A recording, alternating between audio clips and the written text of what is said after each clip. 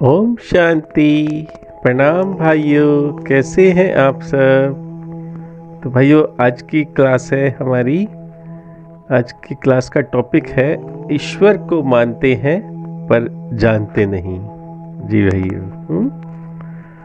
तो आजकल दुनिया में बड़ी भ्रांति है। जिस प्रकार भ्रांति के कारण आप देख रहे हैं कि आज अर्थ का अनर्थ हो रहा है। इसीलिए लोग आज दुखी हैं। जैसे कि लोग ईश्वर को मानते हैं पर जानते नहीं, और कुछ तो मानते भी हैं और जानते भी नहीं। सोचो भाइयों, जो जानते हैं ईश्वर को वो फिर किसी को मानते ही नहीं।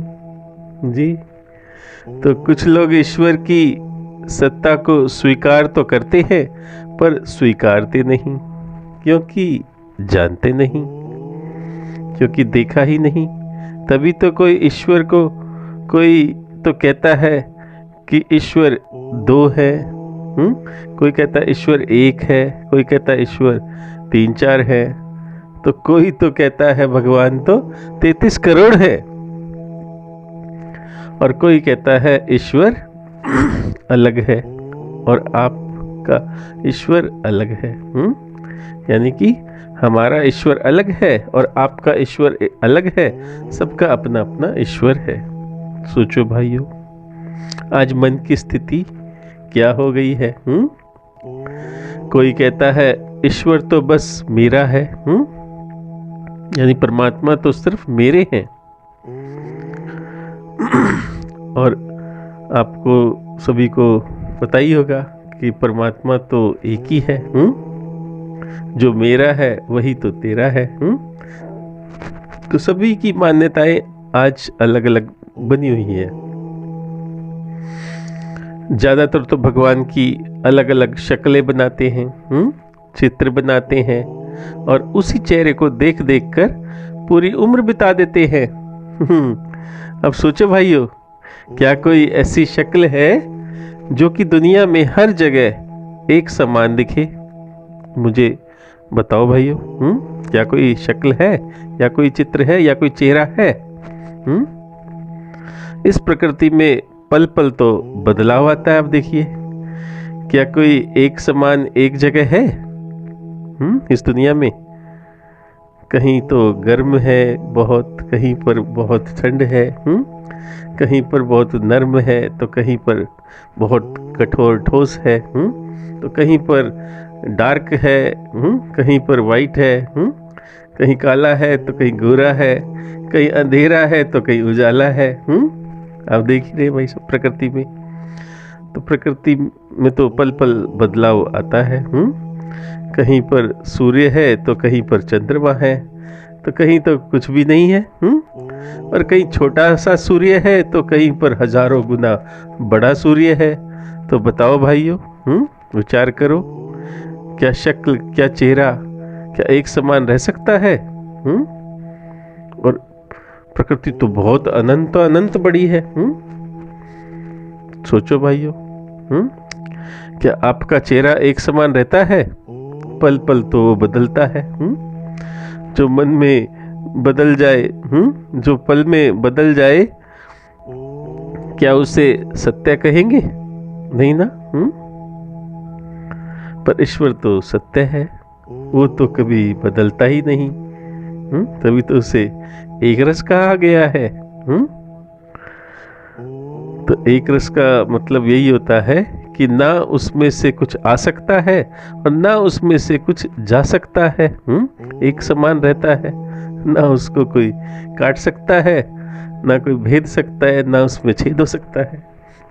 तभी तो एक रस हुआ। सोचो भाइयों, और हम बोलते हैं कि हम तो भगवान के घर से आए हैं और भगवान के घर चले जाएंगे। तो सोचो भाइयों, तो ईश्वर की ऐसी शक्ल बनाओ कि हर जगह एक समान हो। नहीं ना। क्या बन सकती है ऐसी शक्ल? नहीं ना भाइयों, क्योंकि सब शक्लें बदल जाती हैं। तभी तो ईश्वर को निराकार कहा गया है। सोचो, निराकार क्यों कहा गया है? तो इस प्रकृति में सूर्य ही एक ऐसा जिसे जहां से भी देखो एक जैसा दिखाई देता है। दूर से देखोगे तो थोड़ा छोटा दिखता है, पास जाके देखोगे थोड़ा बड़ा दिखता है, कहीं से बड़ा दिखता है तो कहीं से छोटा दिखता है। इसी प्रकार ईश्वर को यानी परमात्मा को सूर्य के समान कहा गया है। जिस प्रकार हमारा सूर्य तो छुप जाता है, पर ईश्वर जो सूर्य के समान कहा गया वो कभी भी नहीं छुपता। वो तो निरंतर सूर्य बनकर यानी कि दृष्टा बनकर हमारी प्रकृति को व्यापक यानी हमको प्रकाशित कर रहा है, पर वो इन आंखों से दिखाई नहीं देगा भाइयों, क्योंकि वो तो चेतन है। चेतनता को तो चेतना से ही देखा जाता है, यानी प्रकाश ही प्रकाश को देख सकता है, कोई और नहीं। हमारी आंखें तो जड़ से बनी है, जड़ यानी पंच तत्वों से बनी है। ये पूरी प्रकृति ही भाइयों पंच तत्वों से बनी है, जानते हैं ना, क्योंकि सारी प्रकृति का कारण सतरजतम है, और सतरजतम से महातत्व बनता है, और महातत्व से अहंकार बनता है, मोह बनता है। तो मोह तत्व के बाद फिर इंद्रियां बनती हैं, तन मात्राएं बनती हैं, तन मात्राओं के बाद फिर पंच तत्व बनते हैं, फिर ज्ञान इंद्रियां बनती है, फिर सूक्ष्म इंद्रियां बनती हैं, फिर स्थूल तत्व बनते हैं पंच तत्वों के, फिर जड़ बनते हैं, शरीर बनते हैं। तो बहुत लंबा प्रोसेस है ये परमात्मा का। यदि आप इसे जान जाएं तो बहुत अच्छा है, तो आप सब कुछ समझ सकते हैं, जिससे सब शरीर बने हैं। तो हमें जड़ और चेतन को समझना होगा भाइयों। तो चेतन उसे कहते हैं जो देखता हो, जो सुनता हो, जो सोचता हो और करता हो, जो कारक हो। और जड़ उसे कहते हैं जो देख नहीं सकता, सुन नहीं सकता, फील नहीं कर सकता, विचार नहीं कर सकता, सोच नहीं सकता, उसे जड़ कहते हैं। तो सोचो भाइयों, ईश्वर जड़ हुआ कि चेतन हुआ? और सबको न्याय की दृष्टि से एक समान देखता है। उसकी नजर में ना कोई छोटा है ना कोई बड़ा है, सब एक समान है। तो सोचो फिर, ईश्वर तो एक ही हुआ ना भाइयों, क्योंकि वो तो सब जगह रहता है। इसीलिए उसे लोग निराकार भी कहते हैं, क्योंकि वो तो अनंत है, उसका तो कोई छोर ही नहीं, वो तो हर जगह है। कोई भी ऐसा स्थान नहीं जहां वो ना हो। कण कण को वो देख रहा है, यानी कि कण कण उससे व्यापक है। जो कण जहां से चलता है घूम फिर के उसे वहीं आना होता है, क्योंकि ईश्वर न्यायकारी है जी। एक्शन का रिएक्शन तो होता ही है। यदि आप बॉल को यानी एक बॉल है उसको आसमान में फेंकते हो तो आप देखिए वो वापस आती है और तेजी से आती है, और वहीं आकर गिरती है। यानी कि जैसा हम कर्म करते हैं वैसा ही हमें फल भी मिलता है, वो भी तेजी से मिलता है। अब सोचो भाइयों, क्या हमें झूठ बोलना चाहिए? क्या हमें पाप करना चाहिए? क्या हमें हिंसा करनी चाहिए? सोचो जरा। यदि हम झूठ बोलते हैं और चोरी करते हैं यानी कि हिंसा करते हैं, इसका मतलब हम ईश्वर को नहीं जानते और ना ही मानते हैं। अगर मानते तो कभी ऐसा ना करते, क्योंकि सबको ये डर होता है कि ईश्वर तो देख रहा है। एग्जाम्पल के तौर पर यदि आप यदि एक बिजली की तार है, मान लो एक बिजली की तार है और इसमें 220 का करंट बह रहा है जी। यदि इसे छू दोगे तो क्या होगा आप सोचिए, करंट लग जाएगा ना। क्यों भैया, यानी कि हानि होगी, चोट लगेगी, पीड़ा होगी, और मर भी सकते हैं। जी भैया, तो क्या आप तार को छूते हैं? नहीं ना, क्योंकि आप जानते हैं तभी तो आप मानते हैं। इसी प्रकार ईश्वर को भी जानते हुए मानो, मान्यताओं के अनुसार नहीं। पहले ईश्वर को जानो, फिर मानो। ये नहीं कि आपके बड़े बूढ़े या बड़े बड़े पितृ आपके मानते थे और आप भी उन्हें मानो। नहीं, अब तो मतलब वही अंधकार की ओर जा रहे हैं। भगवान ने आपको बुद्धि दी है, उसको जागृत करो ना और जानो। जानते हुए मानो ना। ईश्वर जैसा है उसे वैसा मानो।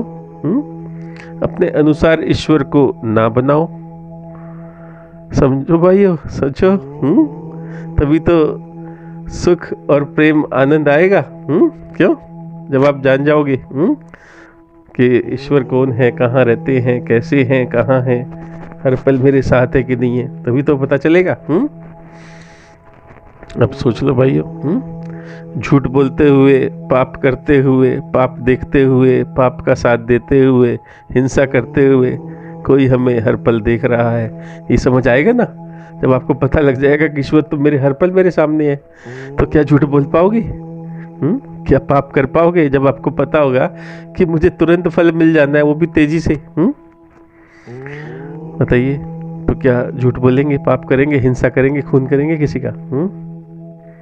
सोचिए ना। ईश्वर तो सबका एक है। वो तो अलग अलग नहीं है ना किसी का, हर किसी का एक है। वो तो हमने धर्म बना दिए अलग अलग ईश्वर के नाम रख दिए। परमात्मा तो एक ही है भैया। क्यों? क्योंकि वो तो साक्षी है, जो कि हर पल देख रहा है। क्यों? तो फिर फल के लिए तैयार हो जाओ भाइयों। कर्म फल तो प्रकृति का नियम है। ये तो प्राकृतिक है, ये तो जरूर मिलता है। क्यों? तो पहला कर्म हमारा मन और बुद्धि से होता है। पहला कर्म हमारा मन और बुद्धि से होता है, तो हमें मन पर कंट्रोल करना है। दूसरा कर्म हमारी वाणी से होता है। तीसरा कर्म हमारे शरीर से होता है। यदि दूसरों के सुख की सोचोगे तो सुख मिलेगा, यानी कि जैसा सोचोगे वैसा ही मिलेगा। किसी को दुख देने की सोचोगे तो अनंत दुख मिलेगा। जी भाइयों, तो हमें दूसरों के हित का सोचना है, इसी में ही तो हमारा हित है। सोचो भाइयों, समझे ना। यानी कि शेरनी का दूध शेरनी का दूध सोने के बर्तन में ही रखा जाता है भाइयों। इसीलिए पात्रता बनाओ, यानी कि सोने का बर्तन बनाओ, शुद्ध बनाओ। सोना मतलब शुद्ध, इसमें कोई मिलावट नहीं होती। 24 कैरेट सोना। इसलिए उदाहरण दिया है ये। यानी कि पात्रता बनाओ, स्थान बनाओ, अपने को शुद्ध करो। तभी समझ आएगा कि पात्रता क्या होती है। मन को साफ करो, मन को शुद्ध करो, बिल्कुल खाली करो।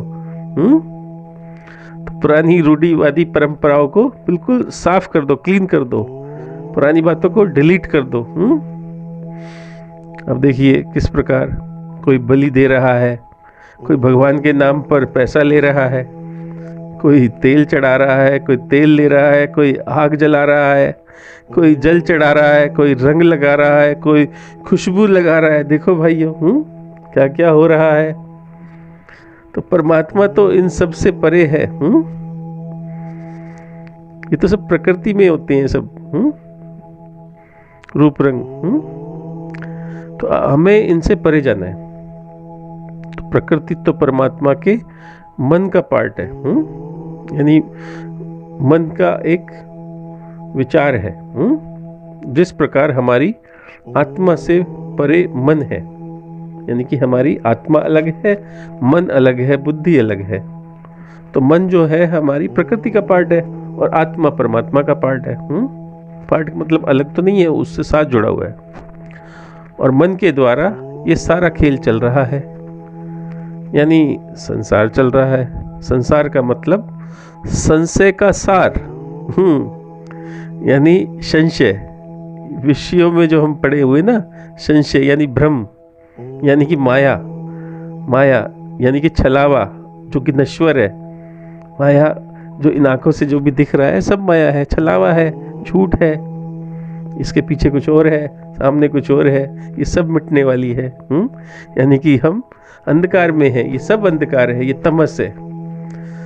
लेकिन परमात्मा तो परम प्रकाश है, यानी कि परमानेंट उजाला है, निराला है। वो तो वो सबसे न्यारा है, यानी कि डिफरेंट एलिमेंट है। वो इन पांच तत्वों में नहीं आता, उससे ये पंच तत्व चलते हैं, ये सारी प्रकृति, ये दुनिया चलती है। लेकिन वो दुनिया में नहीं आता, दुनिया से सामने रहकर, दूर रहकर इस दुनिया को चलाता है और बनाता है, और कर्मफल देता है। इस प्रकार अनंत सूर्य है, अनंत चंद्रमा है, अनंत तारे हैं, सितारे हैं, उसी से ही तो रोशनी पा रहे हैं। ये अनंत चांद सितारे सब परमात्मा की रोशनी से ही तो जगमगा रहे हैं। पर ये वाली रोशनी नहीं, ये तो हीट वाली रोशनी है सूर्य में जो है। सभी में जो सितारों में प्रकाश है, यानी सितारे जो बड़ी बड़ी गैलेक्सियां हैं, आज वो सितारा बन करके ऊपर से हमें दिखती है। तो वो जो प्रकाश है वो हीट वाला है। तो ये प्रकाश परमात्मा का नहीं है। परमात्मा का तो प्रकाश बहुत ही शीतल है, जो कि वो सर्वात्माओं का मालिक है। वो सारे लोग, सारे ब्रह्मांड, सारी गैलेक्सियां, सारे यूनिवर्स, सारे मल्टीवर्स सब उसी से चल रहे हैं। वो है तो सब है, वो नहीं तो कुछ भी नहीं। वो तो सब में विद्यमान है भाइयों। अपने अंदर खोज करो, वो तो सबका है, सबके अंदर बैठा है। वो तो सबको मिल सकता है। वो तो सर्वव्यापक है। आप भी सर्वव्यापक बन सकते हो। अपनी बुद्धि को खोलो, बुद्धि को विशाल करो, यानी कि योग करो, रोज करो, ध्यान करो, पवित्रता लाओ। जी भैया, अपने अंदर पवित्रता लाओ, शुद्धता लाओ। शुद्धता आएगी तो समाधि लगेगी, समाधि लगेगी तो साक्षात्कार हो जाएंगे। फिर मोक्ष भी मिल सकता है और मुक्ति भी मिल सकती है। और मोक्ष और मुक्ति पाकर फिर ये जीवन देखिए कितना सुंदर हो जाएगा। उसके बाद का जीवन देखना आनंदित हो जाएगा। कितना आनंद होगा इस जीवन में, आप सोच नहीं सकते। इसीलिए भाइयों, हमें परमात्मा का निरंतर ध्यान करना है, निरंतर अनुभव करते हुए जानना है। व्यक्ति जब ईश्वर को, उसके गुण, उसके स्वभाव और न्याय जान लेता है तो कोई भी ऐसा कार्य नहीं जो ईश्वर के विरुद्ध हो या ईश्वर की आज्ञा के अनुरूप ना हो। वो तो सदा पाप से बचेगा ही, ईश्वर की आज्ञा का सदा पालन करता रहेगा, क्योंकि ईश्वर ही तो लाभकारी है जी, और हमेशा हितकारी है। यदि मैं ईश्वर को नहीं अपनाऊंगा तो कितनी हानि होगी। सोचिए, सोचो भाइयों। जब ज्ञान से बोध होता है तो पता चलता है कि ईश्वर तो मेरे लिए सब कुछ है। क्यों भैया, जिस प्रकार से बोला गया है, तुम ही हो माता, तुम ही पिता हो, तुम ही हो बंधु, तुम ही सखा हो। तो भाइयों, ईश्वर ही हम सब के लिए सब कुछ है ना। क्यों? तो माता पिता भी है और भ्राता भी है, बंधु भी है, सखा भी है, यानी कि मित्र भी है। क्यों? जो योगी को मित्र बना लेता है, जो योगी ईश्वर को मित्र बना लेता है, वो अपने लक्ष्य से कभी चित नहीं हो सकता। समझो भाइयों, जो योगी मतलब जो योग करता है, जो निरंतर परमात्मा को याद करता है, परमात्मा का ज्ञान धारण करता है, इसकी धारणाओं में परमात्मा है, जो निरंतर अभ्यास करता है, वो ईश्वर को मित्र यदि बना लेता है तो वो अपने लक्ष्य से कभी च्युत नहीं हो सकता, यानी अपने लक्ष्य से हिल नहीं सकता। क्योंकि आप देखिए यहाँ लौकिक में जो मित्र होता है, जो बहुत करीब मित्र होता है, जिसे हम दोस्त कहते हैं, यानी कि बेस्ट फ्रेंड कहते हैं, वो देखिए साथ तो देता है पर एक सीमा तक ही साथ देता है, क्योंकि उसकी भी अपनी सीमाएं हैं। हाँ, परंतु सोचिए ईश्वर की तो कोई सीमा ही नहीं है जी, वो तो असीम है, असीम है, अनंत है। ईश्वर तो स्वयं अनंत है। अब सोचिए भाइयों, असीम है, अनंत सामर्थ्य से युक्त है वो तो, अनंत बल से युक्त है, अनंत ज्ञान से युक्त है, हर विषय में अनंत है वो तो, असीम है।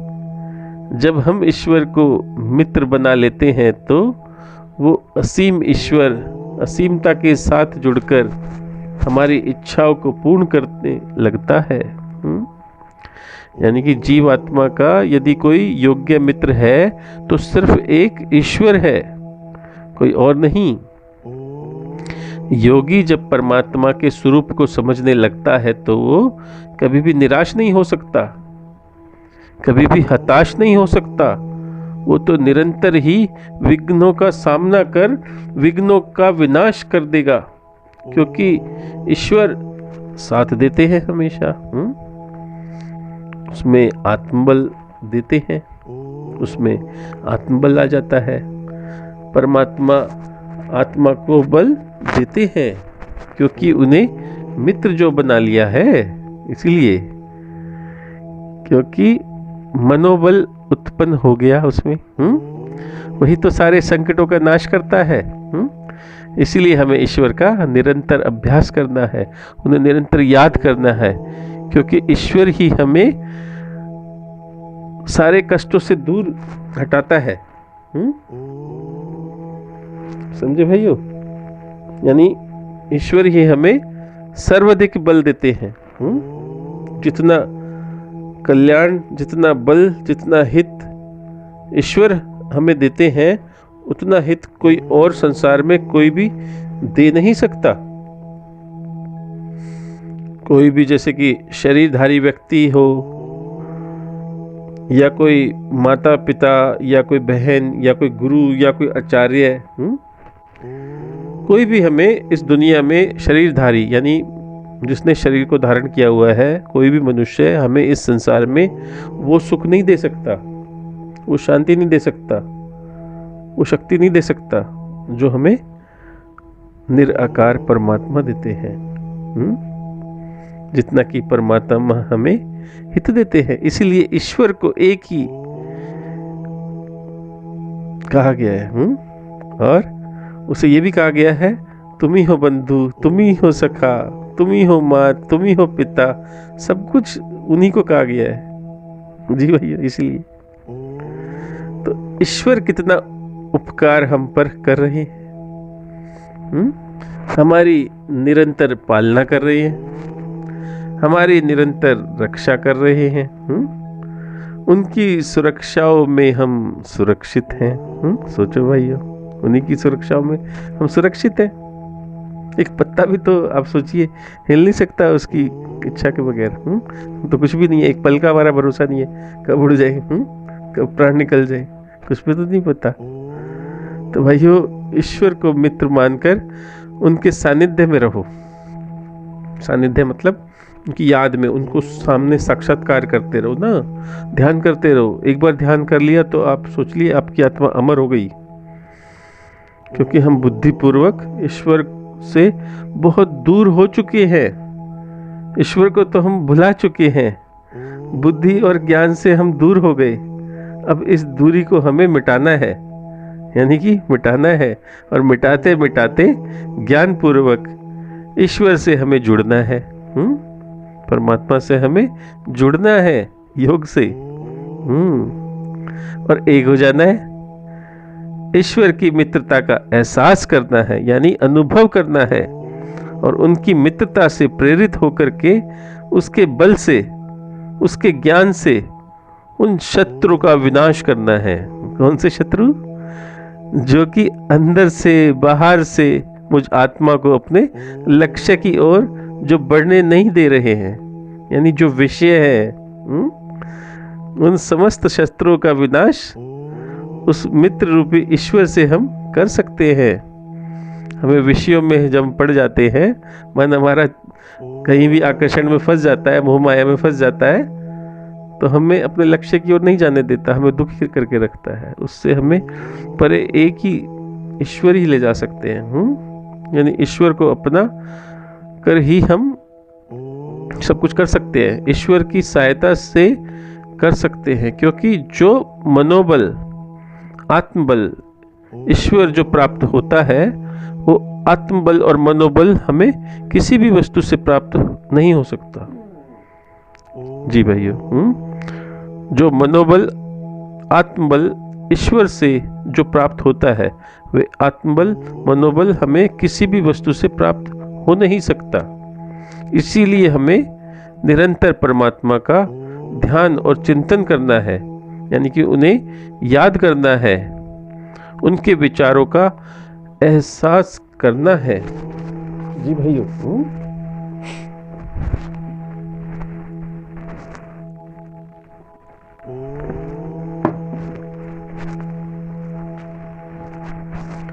हे मनुष्य, जरा स्मरण करके तो देख, ईश्वर ने तुझे जीवन देकर कितना उपकार किया है। हे मनुष्य, तू जरा स्मरण कर कि तू देख, ईश्वर ने तुझे जीवन देकर कितना उपकार किया है। आज मैं कितना सक्षम हूँ, कितना समर्थ हूँ। आज मैं योग कर सकता हूँ, आपका ध्यान कर सकता हूँ, सत्य और अहिंसा का पालन कर सकता हूँ, और पालन कर रहा हूँ। ये सब आप ही की का उपकार है प्रभु, आपकी कृपा से ही सब कर पा रहा हूँ। आज जो भी मैं इस स्थिति में हूँ, आपकी कृपा से हूँ प्रभु। जो भी हो रहा है सब परमात्मा आपकी कृपा और दया से सब हो रहा है। मैं तो बस एक निमित्त मात्र हूँ। इसीलिए मुझ आत्मा के लिए कोई योग्य मित्र है तो सिर्फ आप परमात्मा एक ईश्वर ही है। तभी तो सदा हर पल साथ साथ है मेरे। थैंक्स भाइयों। ओम शांति, प्रणाम। थैंक्स।